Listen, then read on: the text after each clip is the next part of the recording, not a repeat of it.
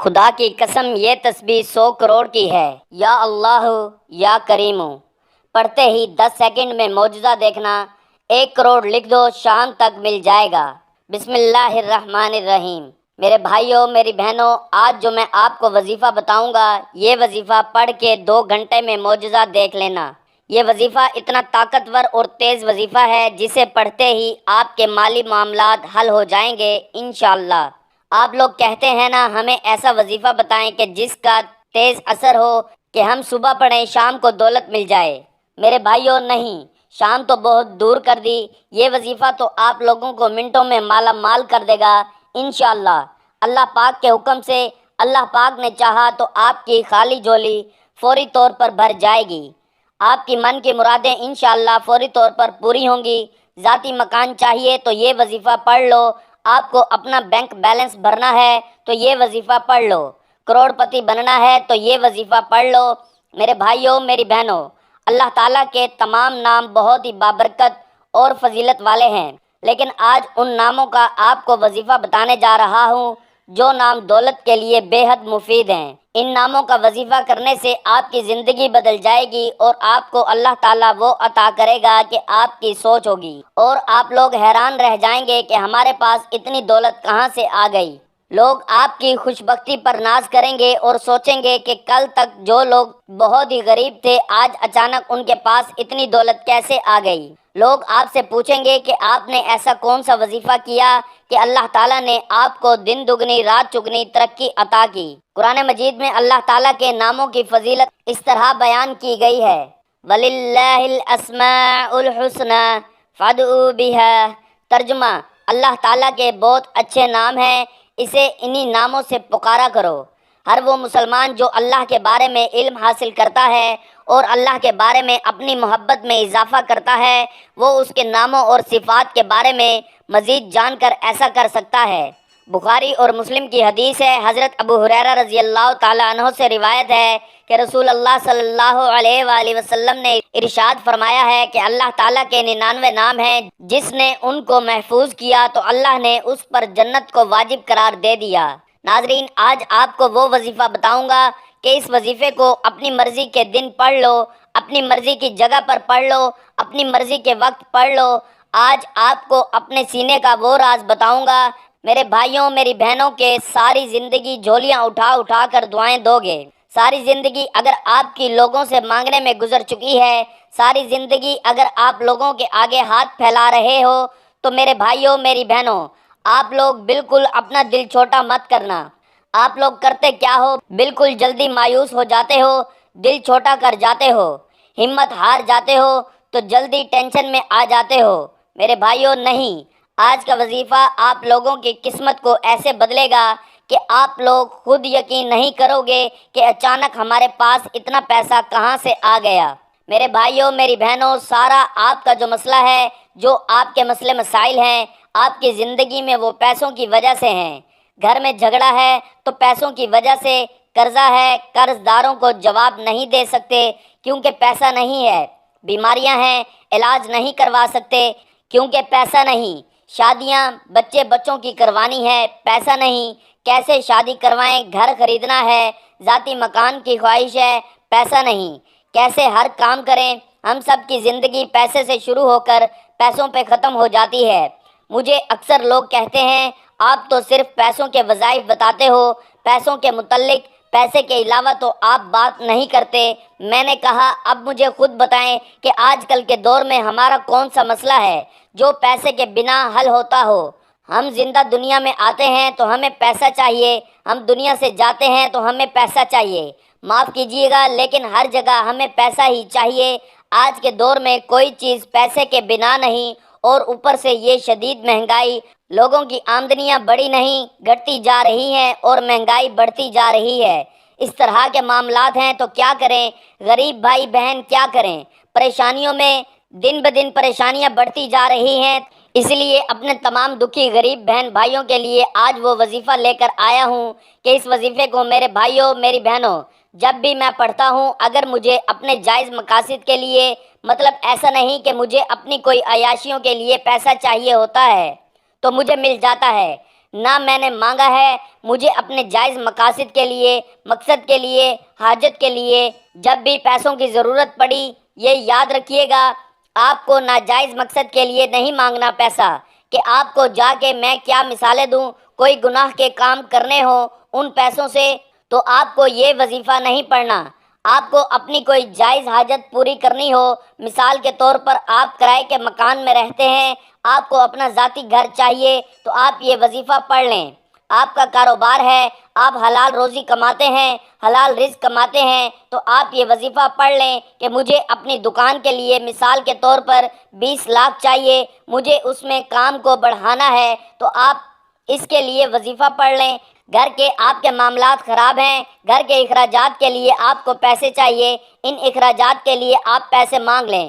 اس وظیفے کو پڑھنے کے بعد تو جو آپ کی جائز حاجات ہیں، آپ بچوں کی شادیاں کروانی ہیں ان کے لیے پیسے مانگ لیں، بیماریاں ہیں ان کے علاج کے لیے پیسے چاہیے، جو جائز چیزیں، جو جائز آپ کی حاجتیں ہیں، پریشانیاں ہیں ان کے لیے آپ جو ہے وہ پیسہ مانگ لیں۔ اب میرے بھائیوں، میری بہنوں، اتنا طاقتور وظیفہ ہے کہ آپ کی واقعی کوئی جائز حاجت ہوگی، جائز مراد ہوگی، یہ وظیفہ پڑھتے ہی آپ اپنی آنکھوں سے اپنے مقصد کو پورا ہوتے ہوئے دیکھیں گے انشاءاللہ۔ اللہ پاک کے حکم سے سب کچھ دینے والی ذات اللہ تعالیٰ کی ہے۔ میرے بھائیوں، میری بہنوں، میں اگر میرے ہاتھ میں ہو تو میں کسی کو کچھ بھی نہ دوں۔ سب کچھ دینے والی جو ذات ہے صرف اللہ پاک کی ذات ہے۔ انسان کیا کسی کو کچھ دے سکتا ہے؟ اللہ پاک آپ کو آپ کی سوچ سے زیادہ نوازیں گے انشاءاللہ۔ اللہ پاک آپ لوگ اگر اس وظیفے کو پڑھ کے اللہ پاک سے 1 لاکھ مانگو گے تو اللہ پاک آپ کو 10 لاکھ روپے عطا کر دیں گے۔ مجھے اللہ پاک کی ذات پر بھروسہ ہے اور آپ لوگ بھی اللہ پاک کی ذات پر پورا یقین، پورا بھروسہ کرتے ہوئے اس وظیفے کو پڑھیں گے۔ دلوں میں وسوسے رکھو گے کہ ہمارا پتہ نہیں یہ کام بنے گا نہیں بنے گا، ہماری حاجت پوری ہوگی نہیں ہوگی، اس طرح کی سوچ رکھو گے، اس طرح کی سوچ رکھو گے نا میرے بھائیوں، میری بہنوں، کبھی بھی کوئی بھی وظیفہ اثر نہیں کرے گا۔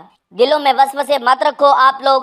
اب یہ وظیفہ آپ لوگ اگر اپنے گھر میں ہو، یہ ضروری نہیں کہ آپ پاکستان میں ہو تو یہ وظیفہ پڑھو گے، نہیں، آپ دنیا کے جس کونے میں، جس گاؤں میں، جس گلی میں موجود ہو، آپ لوگ اس وظیفے کو، جیسا کہ میں نے پہلے بھی بتایا کہ کوئی بھی جگہ ہو اس سے کوئی فرق نہیں پڑتا، چاہے آپ گھر میں پڑھ لو، چاہے دکان میں، چاہے مکان میں، اپنی مرضی کی جگہ پہ پڑھو، اپنی مرضی کے دن پڑھو، اپنی مرضی کے وقت پڑھو، اور جتنے دن پڑھنا ہے اپنی مرضی سے پڑھتے رہو۔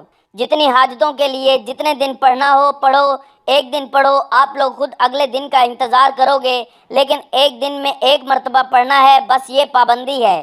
ایک دن میں یہ نہیں کہ آپ پورا دن پڑھتے رہو، صبح پڑھ لیا، دوپہر شام نہیں، صبح پڑھ لیا، دوپہر شام۔ ایک دن میں یہ نہیں کہ آپ پورا دن پڑھتے رہو، صبح پڑھ لیا، دوپہر شام نہیں، ایک دن میں 1 مرتبہ پڑھنا ہے۔ اس عمل کی اجازت کا طریقہ بھی آخر میں بتاؤں گا۔ آپ لوگ کیا کریں، جب یہ وظیفہ پڑھنے لگیں کسی بھی دن سے شروع کریں، چاہے تو ایک ہی دن پڑھ لیں۔ آپ کی کوئی بڑی حاجتیں ہیں، 3 4 5، ان حاجتوں کی یہ وظیفہ پڑھ کے دعا مانگ لیں۔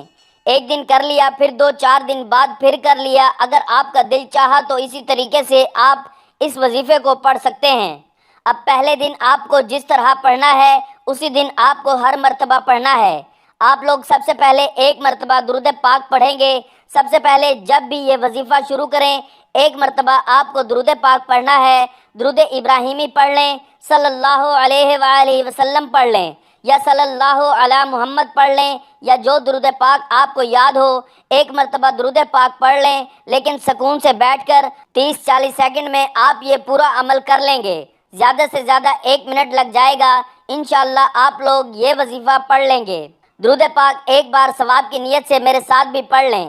اللہم صلی علی محمد وعلی آل محمد کما صلیت علی ابراہیم وعلی آل ابراہیم انک حمید مجید۔ اللہم بارک علی محمد وعلی آل محمد کما بارکت علی ابراہیم وعلی آل ابراہیم انک حمید مجید۔ درود پاک پڑھنے کی بہت زیادہ برکت و فضیلت ہے۔ درود پاک پڑھ کر جو دعا مانگی جائے اور جو وظیفہ کیا جائے وہ اللہ تعالیٰ کی بارگاہ الہی میں ضرور قبول ہوتا ہے، کیونکہ اللہ تعالیٰ کو تمام عبادات میں سب سے زیادہ عبادت درود پاک پڑھنا پسند ہے، کیونکہ اللہ تعالیٰ فرشتوں کو بھی یہ حکم دیتا ہے کہ وہ بھی آپ صلی اللہ علیہ وآلہ وسلم پر درود پاک پڑھیں۔ درود پاک پڑھنے سے انسان کے گناہ معاف ہو جاتے ہیں اور دعاؤں میں قبولیت ہوتی ہے۔ حضرت ابو ہریرہ رضی اللہ تعالیٰ عنہ سے روایت ہے کہ جو شخص دن میں ایک مرتبہ درود پاک پڑھے گا تو اللہ تعالیٰ اس کے 10 گناہ معاف فرما دے گا اور اس کے 10 درجات بلند کرے گا اور اس کے نامہ اعمال میں 10 نیکیوں کا اضافہ ہوگا۔ محترم ناظرین، درود پاک کی کثرت کرنی چاہیے کیونکہ درود پاک پڑھنے والا جنت میں جائے گا۔ ناظرین، اب آپ نے سب سے پہلے سکون سے اطمینان سے بیٹھ کر ایک مرتبہ درود پاک پڑھ لیا۔ درود پاک پڑھنے کے بعد ایک مرتبہ اعوذ باللہ من الشیطان الرجیم پڑھ لیں، تو اس کے بعد فوراً آپ لوگ بسم اللہ الرحمن الرحیم پڑھ لیں۔ ایک مرتبہ پڑھ لیں، آپ لوگ درود پاک پڑھیں، ایک مرتبہ اعوذ باللہ من الشیطان الرجیم اور ایک مرتبہ بسم اللہ الرحمن الرحیم پڑھ کے اس کے بعد پیارے ساتھیوں، بہنوں، بزرگوں، فوراً آپ کو سورۃ اخلاص ایک مرتبہ پڑھنی ہے۔ قل هو اللہ احد اللہ الصمد لم یلد ولم یولد ولم یکن لہ کفوا احد۔ ایک مرتبہ جب سورۃ اخلاص پڑھیں تو اس کے فوراً بعد آپ لوگ اسی وقت ایک مرتبہ سورۃ الکوثر پڑھیں۔ انا اعطیناک الکوثر فصل لربک وانحر ان شانئک هو الابتر۔ آپ لوگوں نے ایک مرتبہ سورۃ اخلاص پڑھ لی، پھر ایک مرتبہ سورۃ کوثر پڑھ لی۔ جس ترتیب سے بتا رہا ہوں میرے بھائیوں، میری بہنوں، بالکل بھی تبدیلی آپ کو نہیں کرنی۔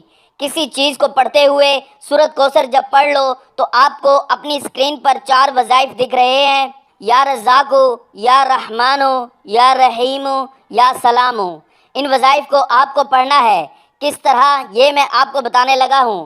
آپ لوگوں کو سب سے پہلے پڑھنا ہے یا رزاقو، یا رحمانو، یا رحیمو، یا سلامو۔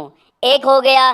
ان چاروں وظائف کو آپ نے ملا کر پڑھا تو ایک ہو الرزاق رزق عطا کرنے والا، الرحمن بڑی رحمت والا، الرحیم رحم کرنے والا، السلام سلامتی والا۔